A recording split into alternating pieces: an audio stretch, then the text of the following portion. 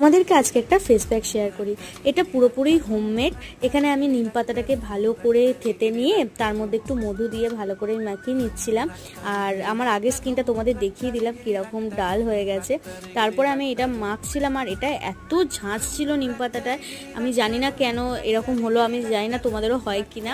আমার চোখে জল বেরিয়ে গেছে পর্যন্ত, তোমরা বুঝতেই পারবে। নিম পাতা কিন্তু আমাদের খুব ভালো হেল্প করে স্কিনের ক্ষেত্রে।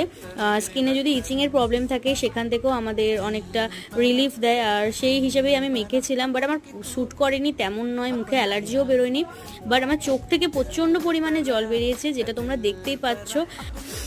আমার চোখ থেকে লিটারালি জল বেরিয়ে এসছে, এতটা ঝাঁজ। এখন রাখার পর আমার ইনস্ট্যান্ট গ্লোটা তোমরা বুঝতেই পারবে। কোনো রকম আমি ফিল্টার ইউজ করিনি। দেখো মুখটা ধুয়ে এসেই তোমাদের জাস্ট দেখাচ্ছি। আমার মুখে অনেকটা পিম্পলও হয়েছিল, অনেকটা সেরে গেছে, তোমরা দেখতেই পাচ্ছ আমার স্কিনটা কতটা গ্লো হয়েছে।